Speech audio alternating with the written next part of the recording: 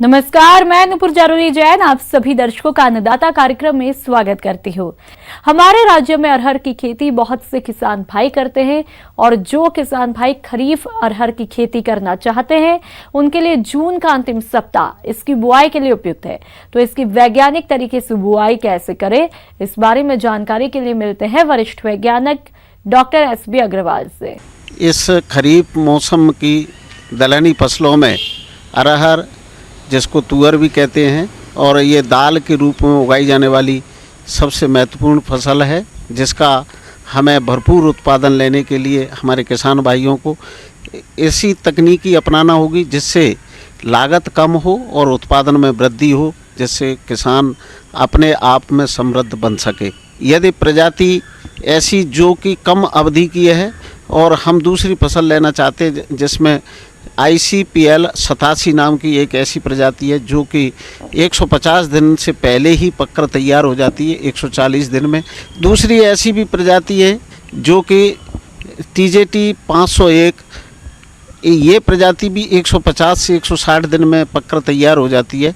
इस प्रजाति का अगर हम चयन करते हैं तो भी हम कम समय में पकने वाली गेहूं की प्रजाति रबी के मौसम में लगा सकते हैं। तीसरी बात यह है कि अगर लंबी अवधि की प्रजाति लगाना है, जो सिंगल फसल लेना है, तो इसमें एक जो प्रजाति है जिसका नाम है ICPL 87-119 और ये आशा के नाम से बाजार में उपलब्ध है। इस प्रजाति का भी हम बोनी कर सकते हैं। किसान भाइयों, विश्व स्तर पर अरहर उत्पादन में भारत का 90% योगदान है। तो आज हम बात कर रहे हैं अरहर के उत्पादन की उन्नत तकनीक के विषय में। तो सबसे पहली बात आती है भूमि के चुनाव की। तो इसके लिए हल्की दोमट अथवा मध्यम भारी प्रचुर स्फुर वाली भूमि जिसमें जल निकास की समुचित व्यवस्था हो उपयुक्त रहती है। अब बात करते हैं भूमि की तैयारी की। रेस्ड बेड मिट्टी से तभी बोनी हो सकती है जब आपने अच्छी तरीके से खेत की तैयारी कर ली हो। गर्मी में गहरी जुताई करने के बाद आप इसमें कल्टीवेटर या हैरो चलाकर क्रॉस में चलाएं, जिससे मिट्टी के ढिगले भुरभुरे हो जाएं, फूट जाएं और उनके जो मेड़ बनने का या बेड बनने का जो सिस्टम है वो अच्छी तरीके से काम कर सके और भुरभुरी होने पर वो सिस्टम अच्छा काम करता है और मेड़ें अच्छी बनती हैं, बोनी भी अच्छी होती है। हमें खेत ये बोनी करने से पूर्व ही इसकी ये तैयारी कर लेना आवश्यक होता है। बीज जहाँ बोनी कर रहे हैं वहाँ पर खाद की मात्रा भी हम डालें। इसमें आवश्यक है कि आप नाइट्रोजन की शुरू की आवश्यकता की पूर्ति के लिए 20 किलो नाइट्रोजन प्रति हेक्टेयर डालते हैं। आप 8 किलो नाइट्रोजन प्रति एकड़ के हिसाब से इसमें उपयोग कर सकते हैं। इसका सबसे अच्छा कॉम्बिनेशन DAP है, जिसमें 1 बोरी DAP यदि आप डालते हैं तो ये 1 बोरी DAP से आपको 9 किलोग्राम नाइट्रोजन और 23 किलोग्राम फास्फोरस की मात्रा प्राप्त हो जाती है और ये बहुत अच्छा कॉम्बिनेशन है जिसकी बोनी हम इसके साथ में कर सकते हैं। 10 से 12 किलोग्राम पोटास की आवश्यकता होती है। जहाँ पर सल्फ़र की कमी है तो हमें सल्फ़र भी इसमें प्रति एकड़ के हिसाब से 10 किलो से 12 किलोग्राम डालना पर्याप्त होता है। पर बोनी के लिए ध्यान रखें कि यदि हमें सामान्य तौर से जहाँ कहीं खेत सीडल से बोनी करना है तब 8 से 10 किलोग्राम प्रति किलो एकड़ के हिसाब से बीज की आवश्यकता होती है। ये दोनों ही विधि में पर्याप्त होती है। इससे ज़्यादा बोनी करने से पौधे की संख्या तो बढ़ जाती है परंतु उनकी मोटाई और उनकी बढ़वार अच्छी नहीं होती है। बीमारी का प्रकोप न हो इसके लिए हम एक बीटावैक्स नाम की दवा बाज़ार में उपलब्ध है, जिसमें कार्बोक्सिन और थायरम दोनों दवाएं मिश्रित हैं। इसकी 2 ग्राम दवा प्रति किलो बीज के हिसाब से उपचार करना है।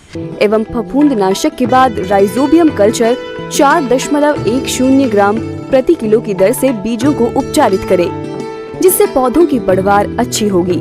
हमने जैसा अभी बताया कि सीड ड्रिल से बोनी कर सकते हैं या रेज्ड बेड से बोनी कर सकते हैं। रेज्ड बेड की बोनी में हमने ऐसा देखा है कि 75 सेंटीमीटर तक की दूरी पर ये बोनी हो सकती है। 60 से 75, 2 फुट से 2.5 फुट तक की चौड़ाई होती है और पौधे से पौधे की दूरी 15 से 20 सेंटीमीटर भी रहे तो पर्याप्त होती है। परंतु सीड ड्रिल में 30 सेंटीमीटर से ज़्यादा बोनी नहीं हो पाती है, चूँकि उसके अंदर स्पेस कम है तो पौधों की संख्या ज़्यादा होती और ये सेट करना हमें आवश्यक होता है सीड ड्रिल का। तो ये अपने अनुसार आवश्यकता से जहां हमें ज़रूरत है उतनी दूरी अपन ये स्थापित कर सकते हैं। पर विशेष तौर से ध्यान रखने की बात है कि दूरी आपने कितनी भी रखी हो, पौधों की संख्या एक निश्चित होना चाहिए, चाहे वो सीडल से बोनी करें या रेज्ड बेड में बोनी करें। किसान भाइयों, कृषि के जोखिमों को कम करने हेतु आप अरहर के साथ अंतर्वर्ती फसल रूप सोयाबीन की, अरहर गन्ना, उरहर उर्द, अरहर मूंग, अरहर लोबिया लगा सकते हैं, जो अरहर की उत्पादकता को प्रभावित किए बिना इन फसलों से 4 से 7 क्विंटल प्रति हेक्टेयर अतिरिक्त उपज ले सकते हैं। अतः किसान भाइयों, अभी आप जिस तरीके से ये लगाने की तरकीब आपको बताई गई है, यदि इससे आप अरहर की बोनी करते हैं, पौधे की रखवाली करते हैं, देख रेख करते हैं, संरक्षण देते हैं और पोषण करते हैं, तो आपको अधिकतम उत्पादन इसका अरहर का प्राप्त कर सकते हैं। बिजनेस शुरू कर छोटी रकम के जरिए लाखों कमाने की तो सब सोचते हैं, लेकिन चुनिंदा लोग ही इस सपने को पूरा कर पाते हैं। आज हम आपको ऐसे ही एक किसान के बारे में बता रहे हैं जो खीरे की खेती के जरिए लाखों कमा रहे हैं। न्यूज़ 18 अन्नदाता की टीम हरियाणा के करनाल जिले के गांव सांगोहा में एक किसान से मिलने पहुंचती है। उनकी मुलाकात वहां प्रगतिशील किसान आशीष शर्मा से हुई, जो कि आधुनिक तकनीक से शेडनेट। सभी लोगों का सपना होता है कि छोटी सी इन्वेस्टमेंट कर मोटी रकम कमाई जाए। आमतौर पर लोग विभिन्न प्रकार के बिजनेस करके मोटी रकम कमा रहे हैं। यदि आप किसान हैं, तो आप भी खेती में कम लागत लगाकर मोटी रकम कमा सकते हैं। इसके लिए बस आपको अपने खेत में खीरे की खेती करनी होगी। इसीलिए आज हम आपको हरियाणा राज्य करनाल जिले के सांगोहा में रहने वाले प्रगतिशील किसान आशीष शर्मा से मिलवाने वाले हैं, जो बैंक मैनेजर की नौकरी छोड़कर खीरे की खेती करके अच्छी कमाई कर रहे हैं। मैं पहले बैंक में जॉब करता था, 10 साल मैंने बैंक में नौकरी करी एज ए ब्रांच मैनेजर। और बट मेरा खेती में रुचि थी, किसानों से मिलना होता था बैंक में भी और अपने गांव में भी, तो मेरा रुझान खेती की तरफ बढ़ता गया। तो फाइनली मैंने बैंक की जॉब छोड़ के खेती शुरू की, नेट हाउस लगाया, प्रोटेक्टेड कल्टीवेशन। साइज जो नेट का स्ट्रक्चर है 3600 स्क्वायर मीटर का है, जो कि करीब 1 एकड़ होता है। इसमें नेट हाउस स्ट्रक्चर बनाया गया, गवर्नमेंट की सपोर्ट काफ़ी रहती है। मैंने इसमें एक एग्रोनॉमिस्ट भी हायर किया हुआ है, जिस कंपनी से लगाया था उन्होंने मुझे एग्रोनॉमिस्ट की सर्विस दी है। वो टाइम टू टाइम विजिट करते हैं, शेड्यूल देते हैं, जो मैं चला रहा हूँ। और एक और बात, मैं फार्मिंग में आया बैंकिंग छोड़ के, तो पहले मैंने ट्रेनिंग ली 2 जगह। मैंने इंडो इजराइल में ट्रेनिंग करी, HTI उचानी ट्रेनिंग करी। सीखने के बाद अभी भी लर्निंग एक्सपीरियंस है, क्योंकि I am new in farming, तो अभी सीख ही रहा हूँ। बट जो थोड़ा बहुत सीखा है थ्योरेटिकल, उसको मैं अभी आजमा रहा हूँ और टाइम बाय टाइम सीख रहा हूँ और यील्ड ले रहा हूँ। इसमें मैंने बाहर से परचेज करके पहले खेत तैयार किया, पहले स्ट्रक्चर लगवाने के बाद खेत भाया, उसमें बेसल डोज डाली like MOP, SSP, zinc, sulphur. Bed बनाने के बाद बेड बनाए गए। फिर इसमें ड्रिप इरीगेशन होता है। ड्रिप इरीगेशन का फ़ायदा ये है कि हमें जो भी खाद देना है, जो भी पानी देना है, वो प्लांट की जड़ों में जाता है डायरेक्ट। प्लांट की ग्रोथ अच्छी होती है, प्लांट की पानी की रिक्वायरमेंट पूरी होती है, और पानी जड़ों में जाने की वजह से प्लांट को एक्स्ट्रा डिसीज़ नहीं होती। जो भी हम इरीगेशन करते हैं, खाद देते हैं, वो ड्रिप के थ्रू देते हैं। 19-19-19 NPK होता है, sulphur, zinc, calcium nitrate, boron, ये सब हम ड्रिप के थ्रू देते हैं, जिससे प्लांट की यील्ड बढ़ती है। जो भी मैं खाद चला रहा हूँ उसका एक पर्टिकुलर डिज़ायर्ड एक वेटेज होता है। अगर सपोज मुझे 19-19 चलाना है NPK, तो 2 किलो वो चलेगा, मैग्नीशियम 3 किलो चलेगा, कैल्शियम नाइट्रेट 4 किलो चलता है, जो वीकली में अल्टरनेट डे पे चलता है। प्लांट की रिक्वायरमेंट के हिसाब से होता है। मैग्नीशियम भी इसमें रिक्वायर्ड है, बोरॉन 200 ग्राम जाता है एक दिन छोड़ के, मैग्नीशियम जाता है। तो एक शेड्यूल है प्रॉपर प्लांट्स के हिसाब से, उनकी रिक्वायरमेंट के हिसाब से। अभी मेरी ये क्रॉप शुरू हुई है, मैं जो सेल करता हूँ वो मेरे 2-3 काउंटर्स हैं। जब तक रेट आया है, मैंने जो फर्स्ट क्रॉप बेची थी इस सीज़न की 22 रुपये पर किलो के हिसाब से आया था। बीच में स्लम्प आया, डाउन रेट था, करीब 8 रुपये भी गया है। अगर मैं एवरेज की बात करूँ तो करीब मैंने 15 रुपये की एवरेज मैंने ली है। जो ये सीड है जो कि करीब 4.5 रुपये का आता है पर सीड, तो करीब 10,000 लगे हैं, तो करीब 45,000 का सीड है ये। और ओवरऑल अगर मैं एक्सपेंसेस की बात करूँ, करीब 1 लाख रुपये में एक्सपेंस आ चुका है अब तक इसमें क्रॉप में। पर तुड़ाई के हिसाब से कम 15 क्विंटल 20 क्विंटल निकलता ही निकलता है। टारगेट एम जो है मेरा 400 क्विंटल का है, कि मैं 400 क्विंटल तक निकालूं। अब जानते हैं उनके आय व्यय के बारे में। 1 एकड़ में फसल से अभी तक 300 क्विंटल उत्पादन मिला। बाजार में औसतन मूल्य 12 रुपए प्रति किलोग्राम मिला। इससे उन्हें 3,60,000 रुपए की कुल आय प्राप्त हुई। इसके लिए उन्हें 1,30,000 रुपए खर्च आया। कुल आय से खर्चा निकालने के बाद उन्हें 2,30,000 रुपए की शुद्ध आय प्राप्त हुई है। आशीष शर्मा की ये कहानी देश के उन करोड़ों किसानों के लिए बड़ी प्रेरणा है जो कम जोत और नाकाफी संसाधन का रोना रोते हुए पूरी जिंदगी फटेहाली में बिता देते हैं। आशीष शर्मा ने अपने इनोवेशन से वास्तव में एक नजीर पेश की है। ग्रामीण स्तर पर खेती से जुड़ा ये ऐसा इनोवेशन है जिसे हर किसान कर सकता है, लेकिन करता नहीं है। किसान भाइयों, विगत 1-2 दिनों के दौरान देश और प्रदेश के कृषि जगत में किसानों के लिए क्या नया रहा, आइए जानते हैं।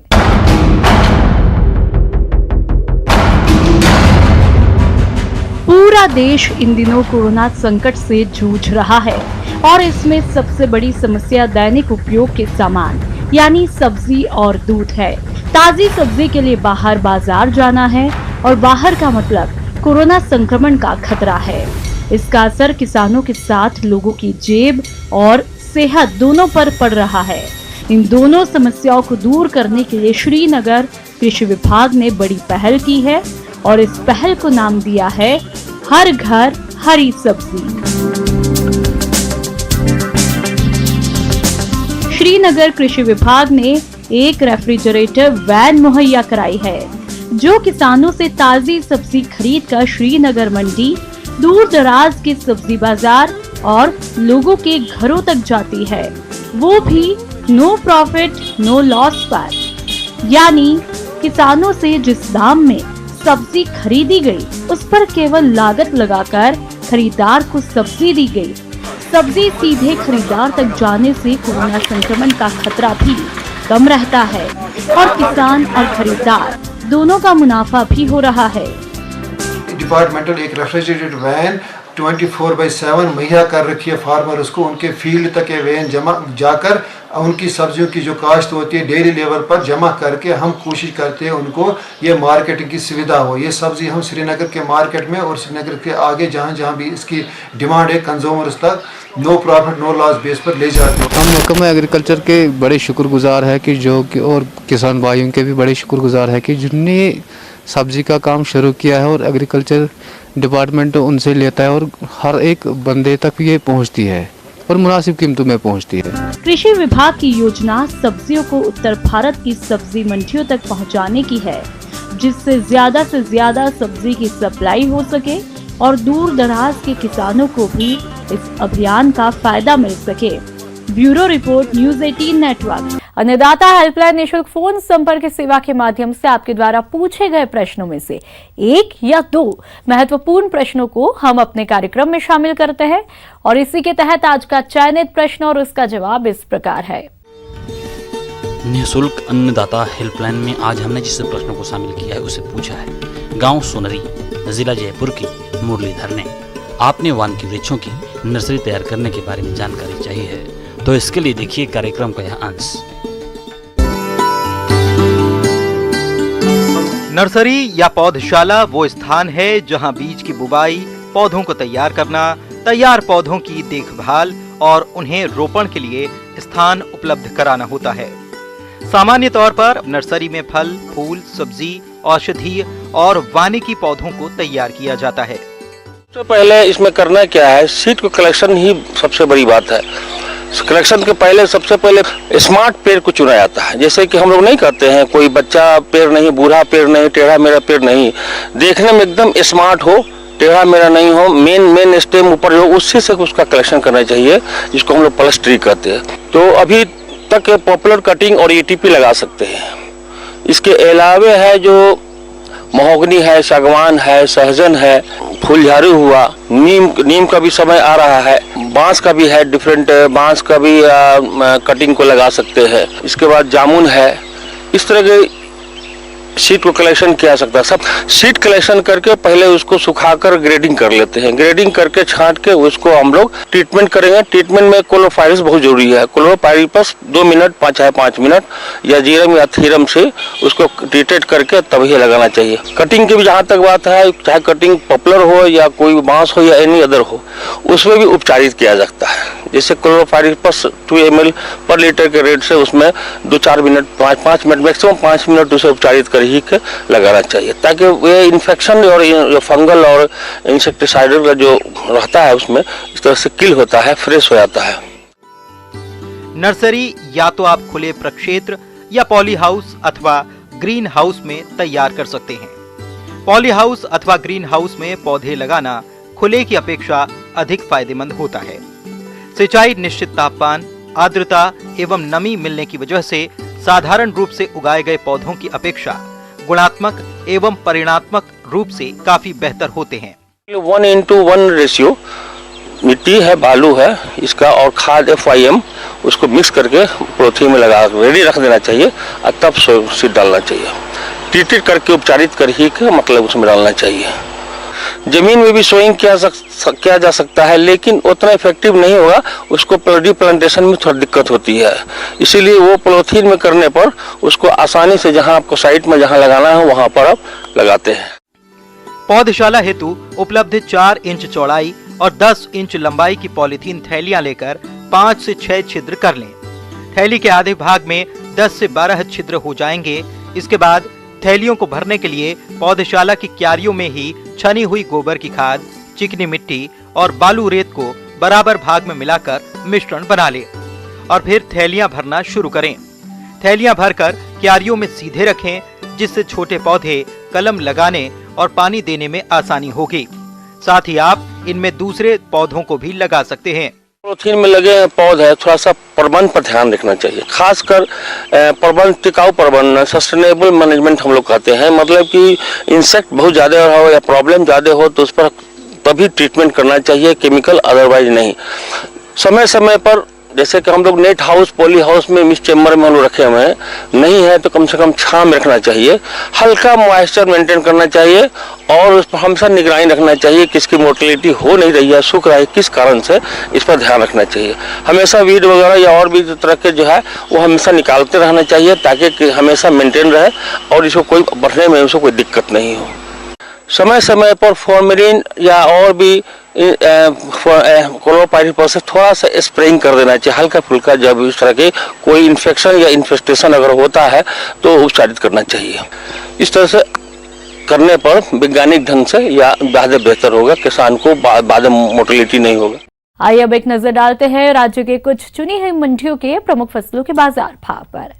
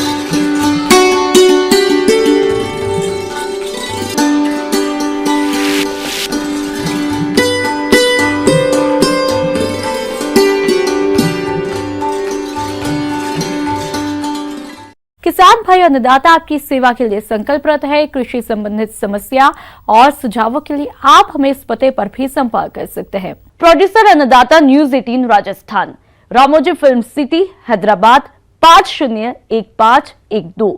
साथ ही आप हमें ईमेल भी कर सकते हैं। हमारा ईमेल है p18annadaata@nw18.com। इसके अतिरिक्त आप हमें निःशुल्क हेल्पलाइन नंबर 18004192 पर सोमवार से शनिवार सुबह 10 से शाम 4 बजे के बीच संपर्क कर सकते हैं। किसान भाई, अब समय हो रहा है आपसे विदा लेने का, तो हमारी अन्नदाता टीम को दीजिए इजाजत। कल फिर आपसे मुलाकात होगी कृषि संबंधित कुछ और महत्वपूर्ण जानकारियों के साथ। नमस्कार।